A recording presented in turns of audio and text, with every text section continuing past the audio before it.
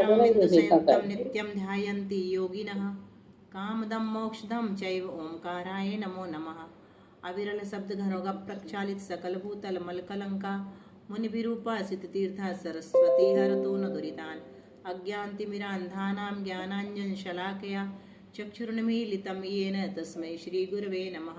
श्री परम गुरवे नमः। परम्पराचार्य गुरवे नमः।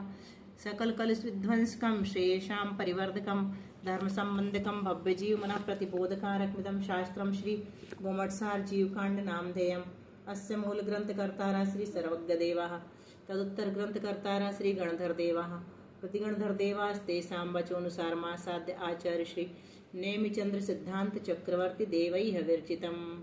मंगलम भगवान वीरो मंगलम गौतमो गणी मंगलम कुंदकुंदाद्यो जैन धर्मोस्तु मंगलम सर्वमंगल मांगल्यम सर्वकल्याणकारकम प्रधानम सर्वधर्माणां जैनम जयतु शासनम्।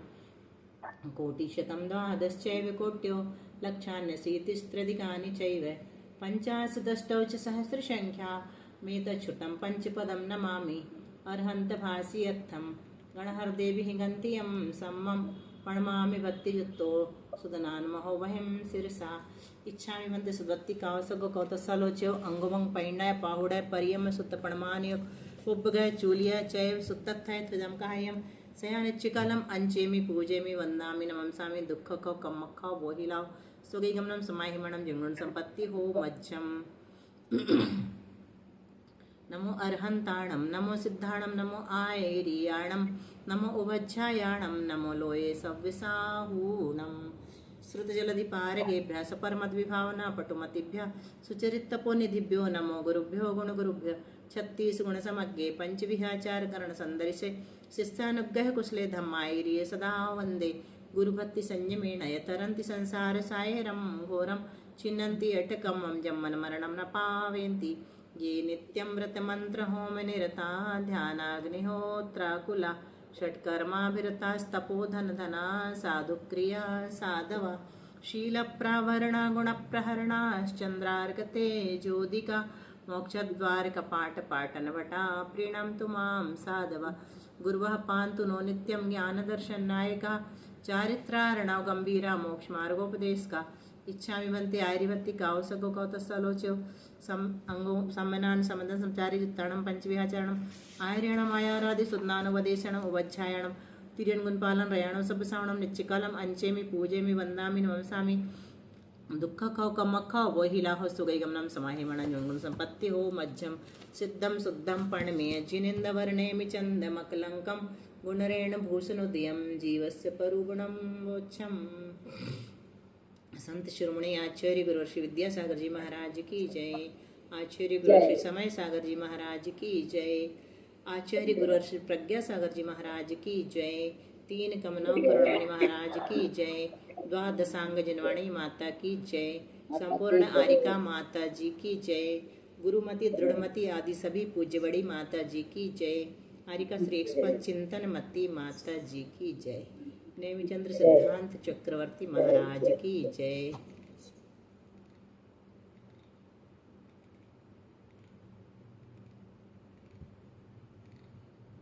कहाँ से छोड़ा था? अब पूरे 55 से लेना कि 54 से? 55 से शायद तो दीदी 54 पढ़ा था हमने। हाँ 55 से चलना है। 55 से कल हम लोगों ने पढ़ा था लेकिन समझाया नहीं था। पढ़ के देखा था कि क्या लिखा हुआ है, कल पढ़ेंगे ऐसा कह के टाल दिया था, है ना। अब आज थोड़ा पढ़ लेंगे, समझ लेंगे। नवर्य दुसरीराणम गलिदवसे साउ में तठिदी बंधो गुणहानेन दिवड्ढम संचय मुदयम चरिमम्हे। बोलिए विजय। नवरीय दुसरीराणम गलिदवसे साउमेत तठिदि बंधो गुणहानि नदिवड्डम संचय मुदयं च चरिमम्हि। प्रणाम दीदी, वंदना दीदी। हम लोग पढ़ रहे हैं संचय शरीरों का। तो औदारिक और वैक्रियक शरीर में दुशरीराणाम यानी दो शरीरों में, नवरी यानी यह विशेषता है। कौन कौन से दो शरीरों में? औदारिक और वैक्रियक शरीर में यह विशेषता है कि इन दोनों शरीरों के बध्यमान समय प्रबद्धों की स्थिति भुक्त आयु से अवशिष्ट आयु की स्थिति प्रमाण हुआ करती है। बध्यमान समय प्रबद्धों की स्थिति मतलब जो हम समय प्रबद्ध बांध रहे हैं वर्तमान में, है ना, उनकी स्थिति कितनी रहेगी? तो भुक्त आयु से, जितनी आयु हमने भोग ली है उससे बची हुई आयु की स्थिति प्रमाण हुआ करती है। और इनका आयु के अंत समय में चरिमम्मी यानी आयु के अंत समय में गुणहानि दिवड्ढम संचयम उदयम चा, 1.5 गुणहानि मात्र उदय और संचय रहता है। ठीक है, तो क्या बताया? 5 शरीरों के बंध उदय सत्व का प्रमाण। तेजस शरीर का प्रति समय कितने समय प्रबद्ध बनता है? 1 समय। कार्मण का भी एक समय प्रबद्ध, और उदय भी 1 समय प्रबद्ध का होता है। मतलब 1 समय प्रबद्ध बंधता है और 1 समय प्रबद्ध खिरता है। और औदारिक शरीर का भी, एक वैक्रियक शरीर का भी, दोनों का 1 समय प्रबद्ध बंधता है और पहले समय में 1 निषेक का उदय होता है। ठीक है, और दूसरे समय में दूसरे 2 निषेक का उदय होता है, तीसरे समय में तीसरे निषेक का उदय होता है, तो 3 निषेक का, हाँ, दूसरे समय में 2 निषेक का, तीसरे समय में 3 निषेक का, और अंत समय में कितना रहता है? कितने निषेक का उदय होता है? तो कुछ कम 1.5 गुणहानि गुणित समय प्रबद्ध प्रमाण निषेकों का उदय होता है। तो और चरम समय में क्या बता रहे? सत्व कितना रहेगा? औदारिक वैक्रियक दोनों शरीरों में तो कुछ कम 1.5 गुणहानि गुणित समय प्रबद्ध प्रमाण सत्ता में रहता है। ये तो बिल्कुल फिक्स है ना। और अंत समय में सत्ता में रहता है, वो सारा का सारा उदय में आ जाता है। चरम समय में सारा का सारा उदय में आ जाता है, क्योंकि ये यहीं पे समाप्त हो जाता है, इनका जाता नहीं है साथ में, विग्रह गति में थोड़ी जाते हैं औदारिक शरीर। आयु कर्म नहीं, शरीर नहीं जाएगा। हाँ, औदारिक वैक्रियक शरीरों के निषेक नहीं जाते, यही समाप्त हो जाते हैं। तो जितना सत्ता में रहता है वो अंत समय में सारा का सारा खिर जाता है। और आहारक शरीर का 1 समय प्रबद्ध और चरम समय में कुछ कम 1.5 गुणहानि। तो आहारक का चरम समय क्या कहलाएगा? जिस समय लौट के आता है पुतला और मस्तिष्क में समाने वाला होता है, वो अंतिम समय होता है ना, उस समय सारा का सारा खिर जाता है।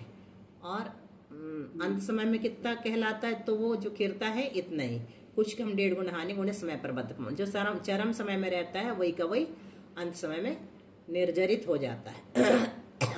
तो सत्व द्रव्य का प्रमाण हमने क्या समझा? 1.5 गुणहानि गुणित समय प्रबद्ध प्रमाण हमेशा सत्ता में रहता है। तो ये कितना आता है? 71,304 आता है। 1.5 गुणहानि का 6300 में गुणा करते हैं तो 75,600 आता है। लेकिन अपन को लेना कुछ कम, हाँ, लेकिन कुछ कम लेना है, तो कुछ कम में इतना जोड़ आता है 71,304। इसलिए कहा, क्या कहा? कुछ कम 1.5 गुणहानि गुणित समय प्रबद्ध। यहाँ तक तो आ गया था समझ में, है ना अपने को? आगे का थोड़ा समझ। ओरालियवर संचम देवोत्तर कुरु विजाद जीवस तिरिय मनुष्यस्य हवे चरिम दुचरिमेति पल्लठि दिगस।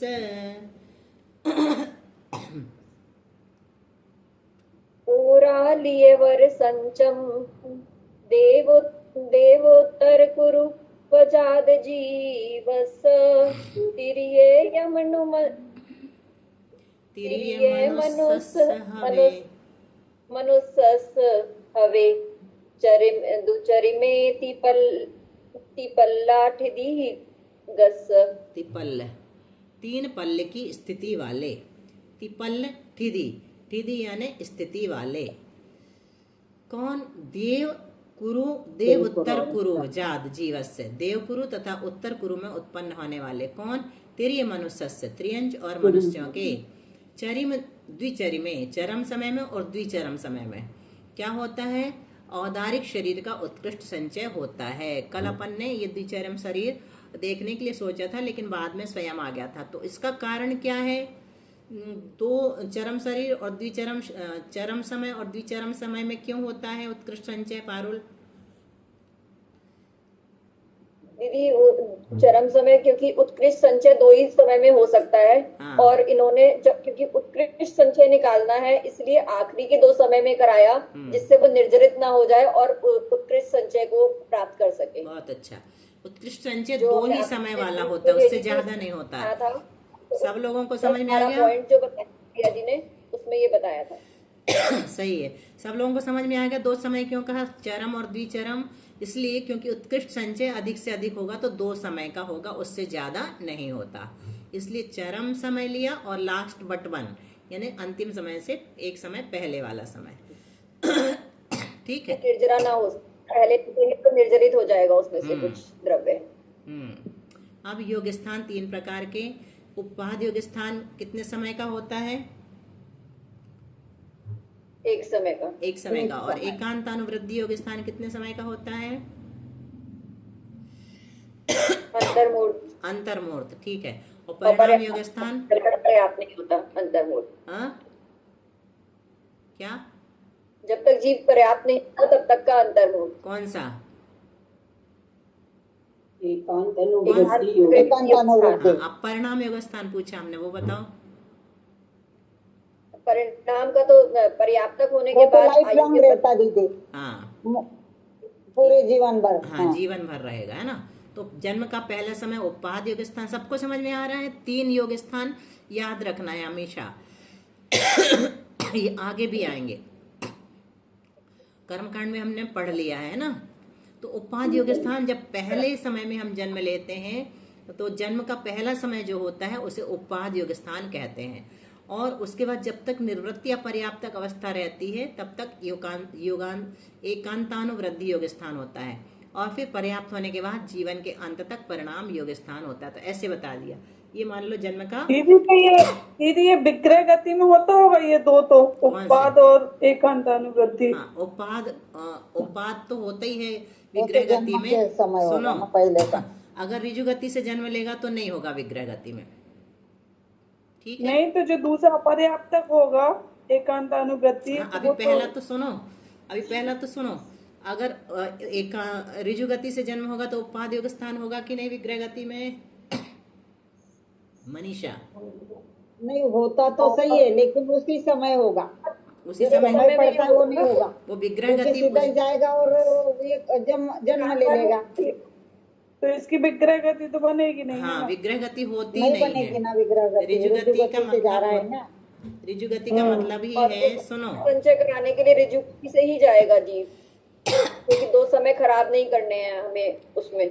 वो बात की बात है। अभी हम उस बात को नहीं समझ रहे, अभी संचय को, अभी सिर्फ हम बेसिक समझा रहे हैं ना। उपपाद योग स्थान किसे कहते हैं और एकांतानुवृद्धि किसे कहते हैं। तो उपपाद स्थान जो है पहले समय में होता है। तो अगर विग्रह गति में जाएगा तो पहला समय विग्रह गति में मिल जाएगा, नियम नहीं है कि नहीं जाएगा उपपाद योग स्थान वाला, जन्म का पहला समय। और एकांतानुवृद्धि योग स्थान में भी विग्रह गति से शुरू हो जाएगा अंतर्मुहूर्त तक। लेकिन अपर्याप्त काल कहा इसको, विग्रह गति के बाद से माना जाएगा ये, निवृत्ति या पर्याप्तक अवस्था से ये नहीं माना जाएगा। पर्याप्ति पूर्ण होने तक का काल, यानी पहले का काल पर्याप्ति पूर्ण हो गई तो परिणाम योग चालू हो जाएगा, है ना। इसको विग्रह गति में नहीं मानना चाहिए। अब उपपाद योग स्थान को भी देखना पड़ेगा। निवृत्ति या पर्याप्त अवस्था का पहला समय ले सकते हैं इसको भी, जन्म का पहला समय। तो ऋजु गति की अपेक्षा तो बन रहा है। हाँ, जन्म का ही वो याद है मुझे भी। नहीं, ये तो लिखा ही है यहाँ पे। देख लेंगे विग्रह गति वालों के ये तीनों योग स्थान कैसे बनते, 2 कम से कम। अब यहाँ देखो जघन्य योग स्थान, ये 4 समय 5 समय से लेकर के कितना लिया, 6 7 8, फिर 7 6 5 4 3 2। तो उत्कृष्ट योग स्थान कहाँ बनते हैं? यहाँ बनते हैं, ऊपर की ओर बनते हैं, यहाँ से बनते हैं। 8 7 6 5 4 3 2 या उत्कृष्ट योग स्थान 2 में बनता है योग स्थान। यहाँ से शुरू हो जाते हैं, 8 से शुरू हो जाते। यौ मध्य में उत्कृष्ट संचय कर लेता है जीव, ठीक है। जीव संख्या अपेक्षा योग की यवाकार रचना बताई है, जीव संख्या अपेक्षा। अब यहाँ देखो फिर से कल जो हमने देखा था सरसरी तौर पर, औदारिक शरीर से शुरू करते हैं अपन। उत्कृष्ट संचय की सामग्री 3 पल्योपम की आयु लेकर देवकुरु उत्तर कुरु में जन्मा हुआ जीव, इसका स्वामी किसका स्वामी है?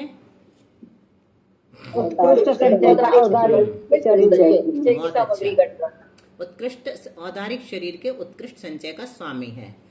कौन है वो? देवकुरु अथवा उत्तर कुरु, मतलब उत्तम भोगभूमि में जिसने जन्म लिया है ऐसा। और कितनी आयु है उसकी उत्तम भोगभूमि की? 3 पल्ले आयु रहती है। फिर वहां पे वो कौन से गति से उत्पन्न हुआ है? ऋजु गति से ऋजु उत्पन्न गति। हुआ है। अब अगर यहाँ पे लगाएंगे ना ये वाला चित्र, तो ऋजु गति वाला ही मानेंगे ये तीनों योग स्थान। हाँ है हाँ, ना? मेरे को भी अभी लग रहा हाँ, यहाँ तीनों ऋजु गति वाले वालेंगे, क्योंकि यहाँ इस प्रसंग में ऋजु गति वाले की बात चल रही है। तो ऋजु गति से उत्पन्न भाव के प्रथम समय से उत्कृष्ट योग के द्वारा आहार ग्रहण किया। यहीं पर उसने क्या किया? उत्कृष्ट योग को धारण किया और आहार ग्रहण किया, मतलब 9 कर्म वर्णाएं ग्रहण की। फिर उसके बाद भी क्या हो रहा है? उसका उत्कृष्ट वृद्धि से बढ़ा हुआ उत्कृष्ट योग स्थानों को उसने क्या किया? बहुत बार ग्रहण किया। एक बार तो किया ही किया, फिर उत्कृष्ट योग स्थानों को बार बार ग्रहण किया, क्योंकि लगातार उत्कृष्ट योग स्थान बनते नहीं हैं। फिर मध्यम बनेंगे और फिर से उत्कृष्ट बन जाएंगे। तो ऐसे उत्कृष्ट को वो बार बार कर ग्रहण करेगा, है ना, बहुत बार ग्रहण करेगा। फिर क्या होगा? सबसे लघु अंतर्मूर्त काल द्वारा पर्याप्त होता है। एक अंतर्मूर्त लगता है पर्याप्ति पूर्ण करने में, लेकिन इसको सबसे कम टाइम वाला अंतर्मुहूर्त लगेगा, है ना, सबसे कम समय जिस अंतर्मुहूर्त में होते हैं। अंतर्मुहूर्त के भी असंख्यात प्रकार है ना।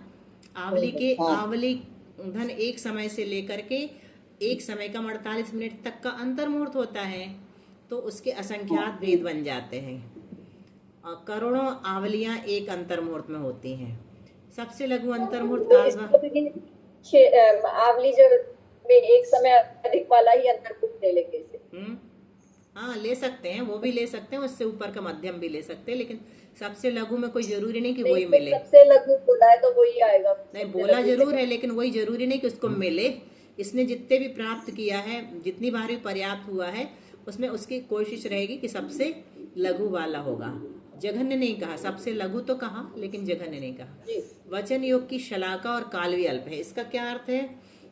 कि जिस समय वो वचन योग को प्राप्त करेगा, हाँ, तो वचन योग को जितनी बार प्राप्त करेगा ना, कर रही है तो क्यों बार बार बंद कर रही थी? क्या कह रहे हैं? वचन योग को जितनी बार प्राप्त करेगा ना, उसकी संख्या कम होगी। सलाका मतलब काउंटिंग रॉड है, नंबर ऑफ काउंट। तो वचन योग कम बार होगा है ना। और वचन योग का काल भी कम रहेगा। मतलब क्या? वचन योग में चला जाएगा तो औदारिक काय योग का संचय नहीं करेगा ना वो। औदारिक काय योग का संचय करने के लिए, औदारिक काय का संचय करने के लिए औदारिक काय योग चाहिए, औदारिक शरीर का संचय करने के लिए, है ना। इसलिए वचन योग की शलाका कम होना चाहिए और काल भी कम होना चाहिए। यहाँ तक समझ में आ गया? आगे बढ़े जी दीदी। इतने सारे पॉइंट अपन ने कल पढ़ के आगे बढ़ गए। अब आगे पढ़ तो दिए ही थे और समझे भी थे, थोड़ा बहुत तो समझाया भी था और डबल समझा रहे हो आप। हाँ, अब औदारिक शरीर के उत्कृष्ट संचय की सामग्री में और क्या कारण बनते हैं, अभी पूरा नहीं हुआ है ना। तो कहते हैं मनोयोग के काल भी अल्प होते हैं, वचन योग के भी काल अल्प रहेंगे और मनोयोग के काल भी अल्प रहेंगे। मतलब क्या निकला इससे भी कि काय योग ही ज्यादा रहेगा, काय योग का काल ही ज्यादा रहेगा। और नखादि छेद अल्प होंगे। नखादि छेद से क्या लेना?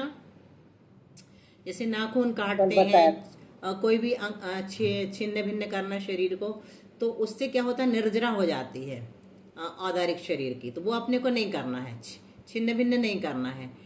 नाखून काटेंगे ना तो अपने बहुत सारे प्रदेश झड़ जाएंगे, खिर जाते हैं, है ना, खिर जाते हैं। तो वो उसको कम होना चाहिए, नखादि छेद कम होना चाहिए। और आयु काल के मध्य छेदन वेदन पकड़ ले दीदी, छेदन वेदन नहीं होना चाहिए। हाँ, नहीं होना चाहिए। आयु काल के मध्य कदाचित विक्रिया नहीं की। ठीक है, आयु काल के मध्य दीदी नाखून काटे तो पते झड़ जाते हैं कि इससे संकुचित हो जाते हैं? नहीं, निर्जरित हो जाती है। काय योग की निर्जर, काय शरीर की निर्जरा होती, शरीर के प्रदेशों की, परमाणुओं की संकुचित नहीं होते। आयु काल के मध्य कदाचित विक्रिया नहीं की। जो भोगभूमि के जीव विक्रिया करते ना, तो कम से कम विक्रिया होना चाहिए। विक्रिया करने से भी निर्जरा हो जाती है औदारिक शरीर के परमाणुओं की। और जीवितव्य काल के स्तोक रहने पर योग या मध्य के ऊपर अंतर्मुहूर्त काल रहा। जब जीवितव्य काल मतलब जीवन जितना उसका थोड़ा रहा, जब जीवन शेष रहा, थोड़ा शेष रहा, तो उसका योग कौन सा होना चाहिए? ये वाला होना चाहिए, यव मध्य के ऊपर वाले होना चाहिए, नीचे वाले नहीं होना चाहिए। ये यव मध्य कहलाता है यहाँ 8वें नंबर का, है ना। दोनों साइड इससे साथ, ऊपर वाला होना हाँ, चाहिए। इससे ऊपर वाले योग स्थान होना चाहिए। ठीक है। फिर और क्या बताया, अंतिम जीव गुणानी स्थानांतर में आवली के असंख्यात वे भाग प्रमाण काल तक रहा। इसका भी यही अर्थ है कि मतलब जो अंतिम जीव गुण हानि में पहुंचेगा ना, स्थान में पहुंचेगा, तो उस समय भी उसको आवली के असंख्यात विभाग प्रमाण काल से ज्यादा नहीं रहना है, नहीं तो निर्जरा प्रारंभ हो जाएगी। और चरम और द्विचरम समय में उत्कृष्ट योग को प्राप्त हुआ। अंतिम समय में, चरम और द्विचरम समय में उत्कृष्ट योग को प्राप्त हुआ, अभी अपन पढ़ के आए हैं, है ना। उत्कृष्ट योग उस समय होना चाहिए, अंतिम समय में, और एक समय पहले अंतिम से। अंतिम समय में तद्भवस्त उस जीव के औदारिक शरीर का उत्कृष्ट प्रदेश संचय, इतना जब मिल जाएगा, इतने सारे पॉइंट जब उसको मिल जाएंगे, तब उसका औदारिक शरीर का उत्कृष्ट प्रदेश संचय होता है। सबसे ज्यादा परमाणु अंतिम समय में आएंगे, जिस भाव में वो इतना सब कर लेगा। ठीक है, यानी ये किस प्रकार, दीदी थोड़ा सा इसको समझा दीजिए ना दीदी। क्या, किसको? कि हर जगह अंतिम समय आया, प्रथम और द्वितीय, तो मतलब उसको कैसा लेना है? हाँ, तद्भवस्त मतलब जिस भाव में इतना सब कर लिया उसने, जैसे वो 3 पल्ले की आयु वाला है, तो उसके अंतिम समय में लगा लो, तो उसके उत्कृष्ट औदारिक शरीर का उत्कृष्ट प्रदेश संचय हो जाएगा। इतना सब मिल जाएगा तो वो भूमि वाले जीव को यहाँ से लेकर के 3 पल्ले ऋजु गति से उत्पन्न होना चाहिए, ये सब जो पढ़ गया है ना, तो उस जीव को जब इतना सब मिल जाएगा योग, तो उसके उत्कृष्ट प्रदेश संचय प्राप्त हो जाएगा।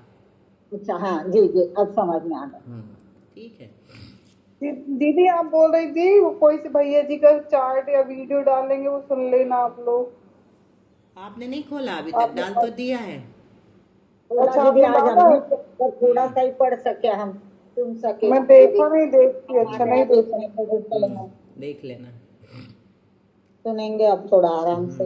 वेगुव्यवर संचम 22 समुद्र आरण दुगम्हि जम्हावर जोगस्य वारा अण्णथ नहि बहुगा। वेगुव्यवर संचम 22 समुद्र आरण दुगम्हि जम्हावर जोगस्य वारा अण्णथ नहि बहुगा। तो वैगुव्य वर संचम यानी वैकृत शरीर का, वर यानी उत्कृष्ट, संचम यानी संचय, 22 समुद्र 22 सागर की आयु वाले, आरण दुगम्य यानी आरण और अच्युत स्वर्ग के 15वें और 16वें स्वर्ग के ध्यान में ऊपरी पटल संबंधी देवों को ही होता है। जम्हा वर जोगस्य, क्योंकि वैकृत शरीर का उत्कृष्ट योग, वर यानी उत्कृष्ट, जोगस्य यानी योग, तथा उसके योग्य दूसरी सामग्रियां अन्यत्र अनेक बार, अन्यत्र न ही बहुगा, अन्यत्र अनेक बार नहीं होती। तो वैकृत शरीर के उत्कृष्ट प्रदेश संचय की सामग्री क्या है? 22 सागर की स्थिति वाला होना चाहिए, आरण अच्युत कल्प का देव, उसको उत्कृष्ट संचय होता है। और शेष सब औदारिक शरीर की तरह समझना। केवल नखच्छेद अल्प है यहाँ पर। क्यों नखच्छेद क्यों नहीं बताया देवों के? क्योंकि उनके नहीं होते ना दीदी, नख और बाल, नख होते ही नहीं है। वैकृत शरीर में उन्हें जो वैकृत शरीर में छेद भेद होता ही नहीं, छिन्न भिन्न होता ही नहीं, और विक्रिया भी अल्प की। तो इतने सारे पॉइंट उनके मिलना चाहिए। क्या मिलना चाहिए? भाव के प्रथम समय में 22 सागर की आयु वाले देव होने चाहिए। उत्कृष्ट योग स्थानों को बहुत बार ग्रहण करे, सबसे लघु अंतर मुहूर्त काल द्वारा पर्याप्त हो, और वचन की शलाका और मनयोग की शलाका, ये सब आयु काल के मध्य विक्रिया अधिक करे। आदि का तो वो लगी गई, जीवन आयु काल के मध्य में विक्रिया कम से कम की हो, सब लगा लेना। जैसे भी ऊपर ऊपर के दे तो विक्रिया वगैरह कम ही करते हैं, जाना आना भी कम ही करते हैं, है ना दीदी? तेजा शरीर जेठम सत्तम चरिमं विधियवारस्य कम्मस्य वितथे वया निर्ये बहुवार भमिदस्य। बोलो कविता।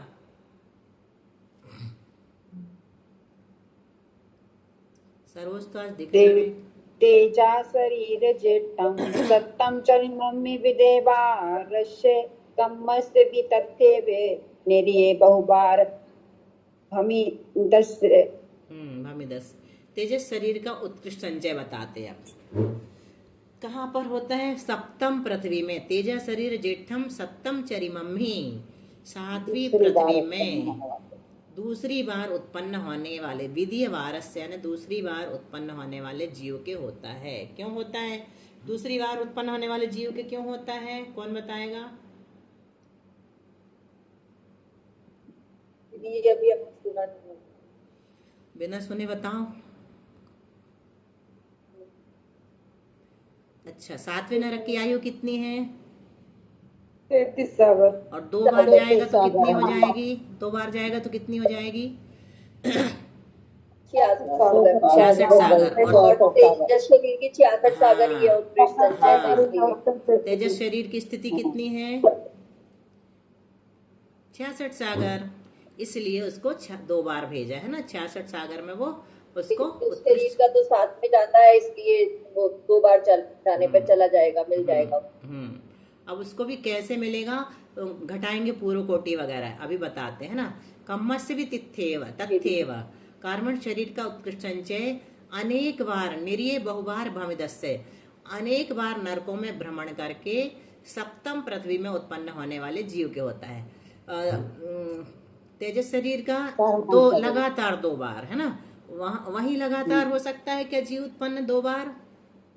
नहीं। वहां से कहाँ जाएगा? नरक में नहीं जाती थी, मनुष्य या तिर्यंश में जाएगा। मनुष्य में जाएगा। सप्तम नरक से निकला हुआ जीव, सप्तम नरक से निकला हुआ जीव सिंह ही बनेगा। त्रियंच में जाएगा। हिंस्र त्रियंच बनता है, मनुष्य में नहीं जाएगा। तो नहीं जाएगा। हाँ, बाद में याद आया। तो इसलिए वहां पर दूसरी बार, वहां एक बार उत्पन्न हुआ, फिर वहां से आया तो सिंह बना। नहीं, सबसे पहले मान लो मनुष्य था, मनुष्य से जाके सातवीं पृथ्वी में जन्म ले लिया, तो उसको मनुष्य को नहीं गिनेंगे। अभी सातवीं पृथ्वी से आया, सिंह बन गया, और फिर सातवीं पृथ्वी में चला गया तो दूसरी बार पहुंच गया, है ना। अब वहां से आके फिर सिंह बनेगा ही, वो तो हिंस्र पशु बनेगा। तो ये हो गया। फिर कार्मण शरीर का उत्कृष्ट संचय अनेक बार नरकों में भ्रमण करके, ये नियम नहीं है कि 2 बार लगातार जाए, है ना। अनेक बार नरकों में जाएगा और फिर सातवीं पृथ्वी में उत्पन्न होगा, उसको हो जाएगा। और आहारक शरीर का लेकिन दीदी इसको ऐसा भी लेना पड़ेगा ना कि वो अनेक बार नरकों में भ्रमण किया हुआ है, फिर गया सातवीं पृथ्वी में, फिर गया है। हाँ। और आहारक शरीर का उत्कृष्ट संचय प्रमत्तविरत 7वां गुण, छठवां गुण औदारिक शरीरवत अंत समय में होता है। अंत समय में। जी दीदी, आज और अच्छे से समझ में आ रहा है दीदी। आज पूरा आ गया। अभी मैं देख रही हूँ हो जाएगा कि नहीं होगा। देखते, कोशिश करते चलो। 4 मिनट बचे हैं, थोड़ा सा और पढ़ के देखते हैं। एक आधा पैराग्राफ हो जाएगा। तेजस शरीर के उत्कृष्ट संचय की सामग्री। तेजस शरीर का उत्कृष्ट संचय सातवीं पृथ्वी में दूसरी बार उत्पन्न हुए जीव के होता है ना। इतना हमने समझ लिया। जो पूर्व कोटि आयु वाला जीव है ना, कौन कहलाएगा? वो मनुष्य या त्रियंच, दोनों पूर्व कोटि की आयु प्राप्त कर सकते हैं, 1 करोड़ पूर्व वर्ष की। और सातवीं पृथ्वी के जीव के नारकियों में आयु कर्म का बंद किया। कोई भी मनुष्य है अथवा त्रियंच है, पहले उसने क्या किया? सातवें पृथ्वी की 33 सागर की आयु का बंद कर लिया। वह क्या करेगा? तेजस शरीर के 66 सागर प्रमाण स्थिति के प्रथम समय से लेकर अंतिम समय तक गोपुच्छाकार रूप से निषेक रचना करता है। अब मान लो कोई मनुष्य है, ठीक है, उसने क्या किया? 1 पूर्व कोटि की आयु प्राप्त किया है, 1 करोड़ वर्ष पूर्व की। उसने पहले ही, मतलब शुरू में ही क्या किया है?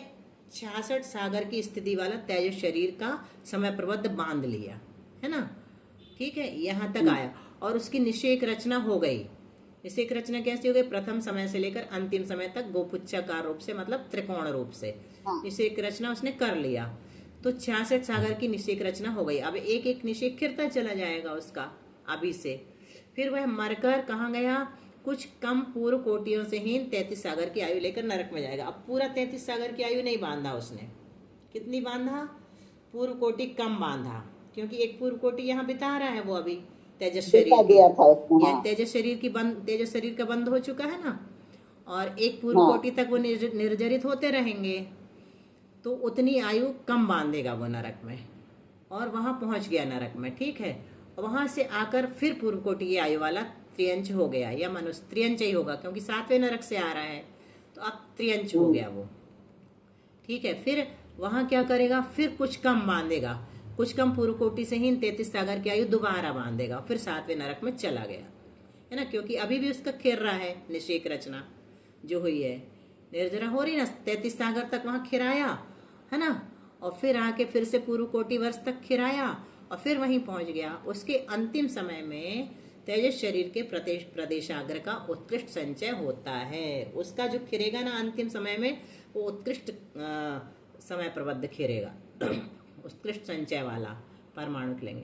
शेष औदारिक शरीरवत जानना, मतलब वही पर्याप्त अधिक होना चाहिए, अपर्याप्त कम होना चाहिए, मन युग वचन युग का काल अल्प होना चाहिए, सब लगा लेना।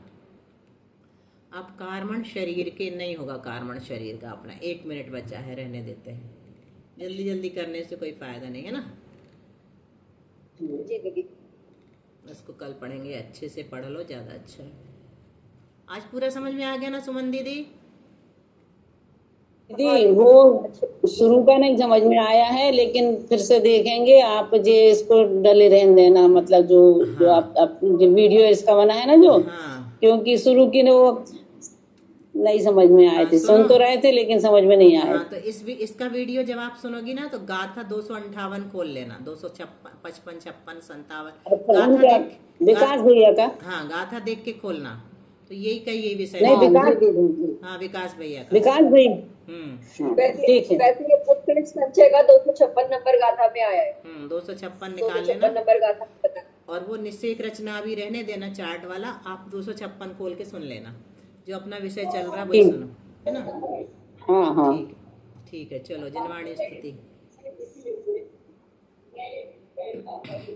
पीयूष है विषय सौख्य विरेचना है, पीते सुशीघ्र मिटती चिर वेदना है, पाई जरा मरण रोग निवारती है, संजीवनी सुख करी जिन भारती है।